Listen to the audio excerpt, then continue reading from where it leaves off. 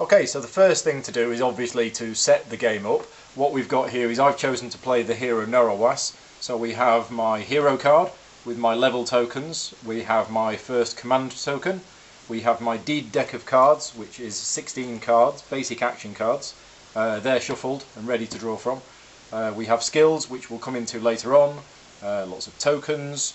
We've set the board up. Now I'm playing the walkthrough scenario, so the tiles are coming out in a specific order. When you play the full game, the green tiles, you choose a certain number depending on the scenario and shuffle them, so they come out in a random order. But for the walkthrough, we use the numbers on the tiles so that they come out in a specific order. Okay, so we've set the board up. We need to draw 2 orc tokens for the orcs that are on the map at the start of the game. Okay, so we'll have a closer look at them later. I'll put my hero in the portal because there's only me in the game. We generate the source. Now, even though there's only 1 player in the game, there is a dummy player as well, so it's 4 mana dice, 2 plus the number of players. So they get rolled, and we see what we've got there. Okay, so they go over here. We also have the unit offer. Now, the unit offer at the start of the game is just made up of the silver-backed units, so we only use the regular ones, not the elite ones. And it starts off again 2 plus the number of players in the game, so we deal 4 units to the unit offer. Now, there is a special rule for the walkthrough only that at least one of these units should have the symbol on it that means it can be recruited in a village. Again, you only use that for the walkthrough. For the full game, you just deal the cards at random into the offer. Now, also when you're playing the full game, is we have 3 decks of cards here, which are the advanced actions, the spells and the artifacts. When playing the full game, you deal 3 cards from the advanced actions and 3 cards from the spells, each into its own offer. So you have 3 cards in an advanced action offer, 3 spells in a spell offer. When playing the walkthrough, it suggests that you don't actually do that yet, because people who are trying to learn the game, they've got enough to take in already, and having 3 extra cards here and 3 here with lots of extra text on can be distracting. So we just leave those decks there for now, and we'll deal the cards out when we need them. We also start with 0 fame on the fame track, 0 reputation on the reputation track. We draw our 5 cards. 5. Okay, and then the first thing to do is to choose tactic cards. At the start of each game round, each player in the game will choose one of the tactic cards that's appropriate to the time of day. So these are the 6 daytime tactic cards. The rules for the solo game are that I will get to choose my tactic card first, and then another card will be chosen for Arithea at random. What I'm going to do is I'm going to choose the Great Start card, which gives me an initiative value of 5 and immediately gets me to draw 2 cards from the deck into my hand, so that I've now got 7 cards. We then shuffle the remaining cards. Okay, and Arithea has got card number 4. Now, because Arithea is a dummy player, we don't bother with any of the text on the card, but the initiative value of 4 means that Arithea is going to take the first turn in the game because mine is initiative value 5. For Arithea's first turn, we draw 3 cards from the top of her deck, and then we look at the colour of the last card. This is red, so we check to see if she has any crystals of that colour, and she does, she has 2, which means we draw another 2 cards. So already Arithea is 5 cards through her deck, and this is what the dummy player is for in the game, is to simulate the fact that there is another player doing something and they are going to go through their deck at a certain rate. So now it's my first turn. I've got 7 cards in hand because I chose the Great Start tactic card, and having looked at the card in my hand, I've decided what I'm going to try and do this turn is I'm going to try and take on these orcs. Now, because all the information is revealed, I could actually plan my turn while the other players are taking their turns, assuming that they don't do something which is going to mess up the plans that you had. So what I'm going to do on my turn is, the first thing I'm going to do is I'm going to play a stamina card. I'm going to power it with mana from the source. No blue is available, but there is gold, and I can use gold as a wild card during the day. So that gets powered for 4 movement points. This will move me 1, 2, 3, 4 to here. The next thing I'm going to do is I'm going to play an improvisation card, which allows me to discard another card, which will be this one, in order to gain an additional 3 movement points. That will put me into the forest, which is next to the orcs. So that's the end of my movement phase. I choose to end it there, and as my action for the turn I'm going to challenge these orcs, so we go into combat. So the combat with the orcs. The first round of combat is the ranged attack phase. This means that if I'm able to kill the orcs with ranged attack, the combat is over, I've killed them, gained the fame points, reputation, and everybody's happy, except for the orcs. However, I don't have ranged attack cards in hand, so we go to phase 2 of combat, which is where the orcs try and attack me. Now the orcs have a physical attack strength of 4, which means I need 4 points of block, otherwise they're going to deal me some damage. There's no point playing any less than 4 block. You've either got to play 4 block or more, or none at all. In this case I'm not going to play any block cards, which means they're going to deal me damage. Now they've got 4 strength points, I have 2 armour. That effectively means I'm going to take 2 wound cards to my hand, which a lot of people might think, ouch, you don't want to be taking wounds to hand. And that's right. You know, any wound card in your hand is a dead card. It reduces your hand limit effectively, and is generally a bad thing. However, I've got a plan that I'll explain later. So that was phase 3 of the combat, which is assigning damage, which is where I get hurt.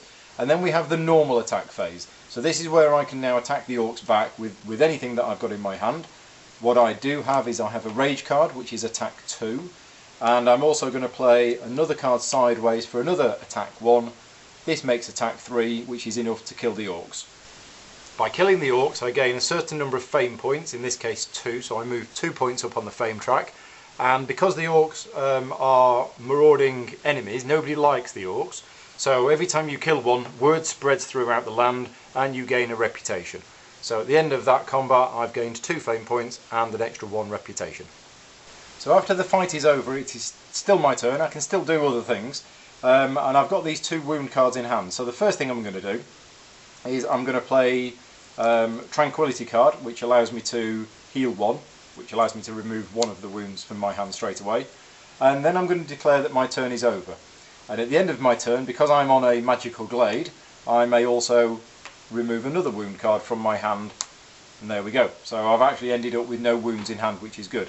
Now the 1 card that I have left in hand, I can choose to keep it or I can choose to discard it.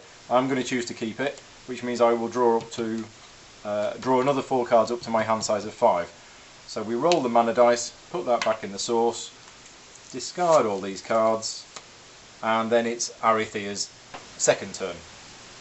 On Arithia's second turn we draw another 3 cards. 1, 2, 3. The colour of the card is green, she has no crystals of that colour, so we don't draw any more cards.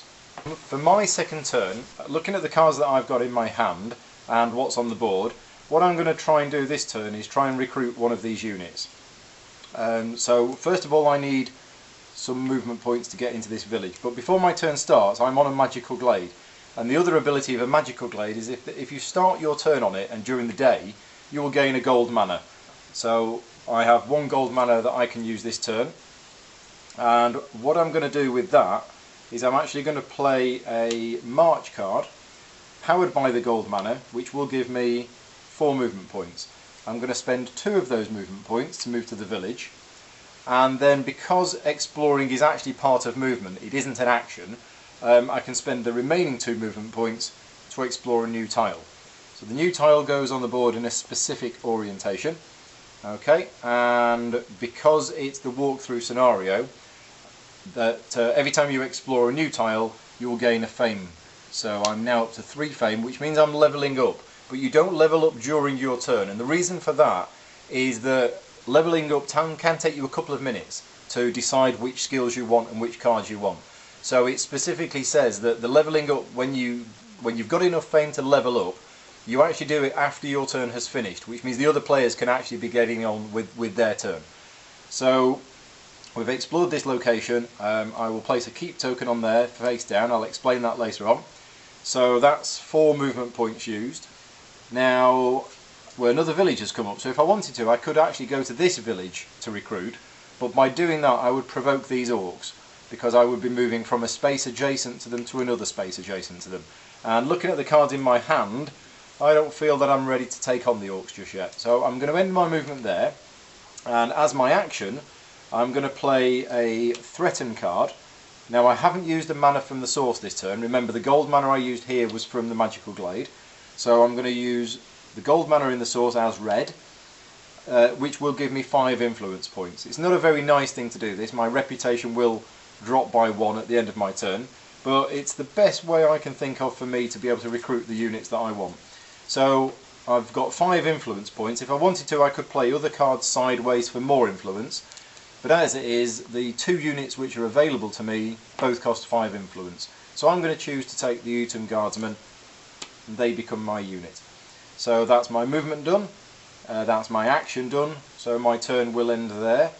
Roll the dice, put that back into the source, tidy up all of these, but before I draw up to my hand size, I get to level up. So at the end of my turn, when I've leveled up, what I do is I take my skill tokens here that are shuffled at the start of the game. I will take 2 of them and I will choose which of these I want. So all of the skill tokens are described on your reference card. You will get to know them as the game goes on, so your decisions become a lot easier. In this case, I'm going to choose to take this one. And the other one just goes over here for now. Now, this skill is more powerful than a card that you will pick up, because this is your skill. It's with you all the time. You don't have to draw it from your deck. It is permanently with you. However, I've drawn one of the ones that's only useful once per round, because it's actually quite a powerful skill. The other thing that happens whenever you level up to an even numbered level, as well as gaining a new skill token, you also gain an advanced action from the advanced actions deck. Now this is the advanced actions deck here. In a full game you would normally shuffle the cards and then deal 3 of them into the advanced actions offer. And as I mentioned earlier on for the walkthrough, it suggests that you don't do this, just leave the cards face down until you actually need them, so that people don't get distracted reading lots of text. As it is, we've now levelled up to level 2, so we take the top 3 cards from the offer, and I'm going to choose one of them. Now this card isn't going to go into my discard pile, it's actually going to go on top of my deck, which means I will be able to draw it again at the end of this turn and be able to use it immediately. I've drawn 3 cards, and the choice of cards that you take in this game defines the way that your hero is going to play for the rest of the game. As it is, I've drawn an Intimidate card, a Diplomacy card and a Regeneration card, and because I've chosen to go with a skill that boosts my units, I'm also going to choose a card that boosts my units. So I take this card, put that on top of my deck, shuffle the offer down, draw a new card to replace it, and that will be for the next player to choose from when they level up. It's now Arethia's 3rd turn. Another 3 cards. Again, the colour doesn't match any of the crystals, so we don't draw any more cards. At this stage I'm just going to count 5. Okay, so she's got 5 cards left. Chances are I'm going to get my turn, another one, another. I'm probably going to get about another 3 turns, so that will allow me to plan the rest of my round so that I know how many more turns I'm going to get. On to my 3rd turn now. Again, looking at the cards that I've drawn in my hand and the situation on the board, I've made a decision of what I want to do, which is to try and take on these orcs. The reason for this mainly is because I want to move through this area, and if you move near orcs, then they attack you. So I don't really have much choice, but unless I had cards available to me that would enable me to at least block the orcs, then I would probably choose a different move. So what I'm going to do on my turn, first of all, is I just need to generate 2 movement points to move into this village. And I can do that just by playing this stamina card, not powered up, so just the basic effect, which is 2 move. That moves to there. Now because I've moved from one space adjacent to the orcs to another, that provokes them, which means my movement ends and we go straight into a fight. So we're fighting some orcs again. These orcs are slightly different from the last lot of orcs. These are wolf riders, which means they have the swiftness ability, which means they're harder to block. But again, the first phase of combat is ranged attack. So I do get a chance to kill the monsters with ranged attack. Now, I do have a ranged attack card in hand, but it is only ranged attack 3, and these orcs have 4 armour. And you can't play a card sideways for ranged attack, only for basic normal attack. So I can't kill them in ranged combat. So what I'm going to do is I'm going to have to try and block their attack. Now because they have swiftness, their 3 attack strength is actually doubled for the purpose of blocking. So it would take me 6 points of block in order to block them, which is quite a lot. However, I did recruit the Utum Guardsmen last turn, and these have an ability that provides 4 points of block, but also an enemy blocked this way loses swiftness. So what I'm going to do is I'm going to activate the Utum Guardsmen to use their block 4, which cancels the swiftness, which is enough to block the orcs. Now it's just round to me to attack them, at which point I will use this card in my hand that gives me ranged attack, because you can use ranged attack just as normal attack. So I'm going to power that card with white mana, which gives me 3 points of ranged attack.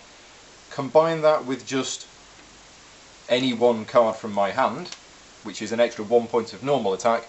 Those together make 4 points of damage against the 4 armour, which means the orcs are killed.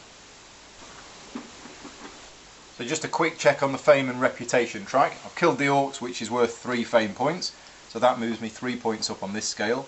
And again, because I've killed some orcs, I gain 1 reputation. Now, obviously earlier on I gained a reputation for defeating the orcs, but then I threatened the villagers, so I went down by 1. Now I'm back up by 1. You can see how in this game, if you do a sort of equal mix of good and bad things, your reputation will hover around the centre area.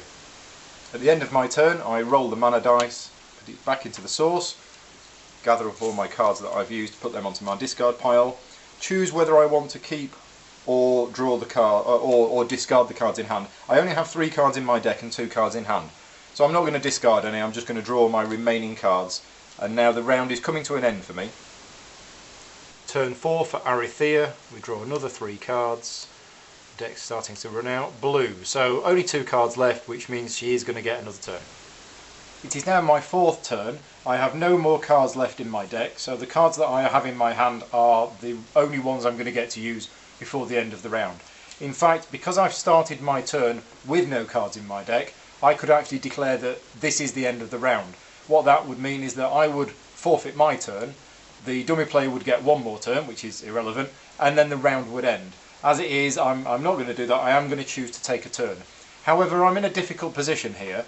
I'm in a village, I have no enemies around me, there is a keep over here, and I don't get to see what this token is unless I actually move next to the keep. Because it's daytime, I can see what the token is. And I'm looking at the cards in my hand, and I've got a mix. I've got a little bit of movement, a little bit of attack, and I've got a card that's good at influencing. So you might think, well, I could just recruit another unit, but actually I've only got 1 command token, which means I'm only allowed to have 1 unit. So it's a difficult situation that I'm in. You know, I've got a few choices of what to do. I could explore, but I've only got 1 movement card in hand. So what that would mean is I would be throwing away a lot of cards, well, turning them sideways in order to just generate the movement points. So what I'm going to do, after some careful consideration, I'm actually going to choose not to move at all, and I am going to choose to interact with the village and to recruit another unit. Now, I just said that is not a good thing to do, but actually, with the position that I'm in with the cards in my hand, I think it is. All it means is that I have to overwrite the Utum Guardsman that I recruited 2 turns earlier. So I'm not going to do any movement. I'm going to play my special card, which is the 1 card that's unique to Norowas, which is Noble Manners. And this is because when I use this card, I will gain fame and reputation. So I'm going to play Noble Manners, powered up by white mana, which gives me 4 influence points. Just check my reputation, that's still 0, so that's not modified. So I just need 1 more card for another influence point, and I'm going to play that card sideways. That gives me 5 influence, which is enough to recruit the Foresters. Now the Foresters overwrite the Utum Guardsman, but then because I've used my Noble Manners card, I'm going to gain an extra 1 fame and an extra 1 reputation at the end of my turn. Now the Foresters have an ability which allows me to move, but I've already taken my action for this turn, so I'm going to say that my turn is ended there.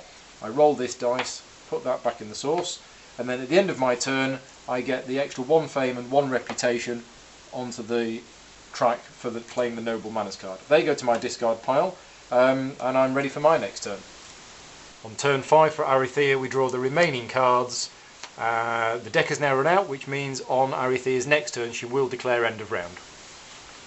So I start this turn with only 3 cards in hand. This is probably going to be my last turn of the game. What we now have though is we have the Foresters, and I can activate the Foresters to give me 2 movement points, and I'm going to do exactly that. So activate the Foresters, that gives me 2 movement points. I've got a few other cards in hand. I've got 1 card which will generate me 2 movement points but also give me ranged attack 3. So what I'm going to do is I'm going to play my regeneration card, which allows me to ready a level 1 or 2 unit that I control. So I ready the unit and then use it again to generate another 2 movement points. Now the other ability of the Foresters is that it also reduces the cost to move through forest, hills and swamps by 1. So I've used it twice, so actually the cost for me to move through hills is now only 1, and I've got 4 movement points. So what I'm going to do is I am going to move into these hills here, which cost me 1 movement point. I'm going to spend another 2 movement points to explore. So we get another tile from here, which goes on here. Aha! So what we have here is we have a mage tower that I will explain later, but we also have some more orcs. So we take another orc token from here, and that goes face up. Now this is quite a dangerous one. So I'm quickly having a look at my cards in my hand to see if I can defeat these orcs. Okay, so I have explored another map tile. This gets me another 1 fame, which puts me up to level 3. So I will do the level up at the end of the turn. And we've drawn this orc here. Now this orc is a summoner, so it summons a brown, instead of attacking me itself, it summons a brown monster. Now looking at its armour value is 4. And luckily enough, I didn't think this would happen, but as it is, I've drawn the remaining 2 cards in my hand are exactly the 2 cards I need to fight this monster. It's as if I've set this up, and I haven't, honestly, but I play a concentration card, and I power that with green mana, and it says when you play this card, play another action card with it. I will play the other action card I have in my hand. If that card gives you attack of any type, get that amount plus 2. So instead of this card being ranged attack 3, it's ranged attack 5, which is enough to kill the orcs in ranged combat, which means they don't get to attack me. So I gain another 4 points of fame, and again, because it's orcs, I gain another 1 point of reputation. The orc token is discarded. So the orcs have been defeated. That's the end of my turn. I've no cards left in my hand, so challenging the orcs was my action. So that's the end of my turn. So what I do is I roll the dice, put it back, put all my cards into the discard pile. Now 2 things happen at the end of my turn. I've ended the turn on a white crystal mine. So I will gain a white crystal, which actually goes into my inventory.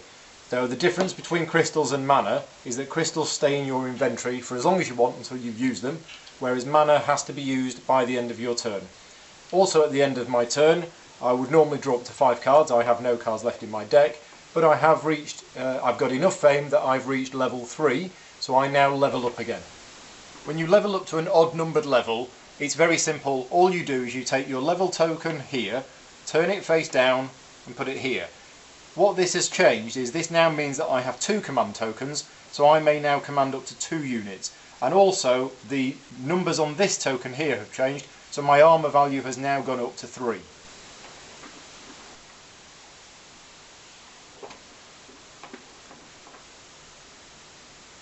And that's the end of the first round of the game. I've had, I think, 4 or 5 turns in the game. I've managed to use my advanced action card. I recruited 1 unit, got rid of him, recruited another unit. I've killed 3 orcs.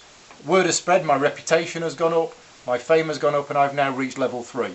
That's the end of the first day phase. The next part of the game would be the night phase, so we switch the board over to night, which means the movement cost for 2 of the terrain types has changed. And during the night, I'm probably going to be looking at this keep and this mage tower and seeing if I can look at what's in them. The problem with the keeps and the mage towers are that you only get to see what's in them if you move next to them during the day. At night time, you're going to have to actually move onto the space and fight the enemy, and only at that point does it get revealed what it is. So there we are, that's the first round of the Mage Knight game using the solo walkthrough rules. You've seen some of the mechanics, and I hope you enjoyed it.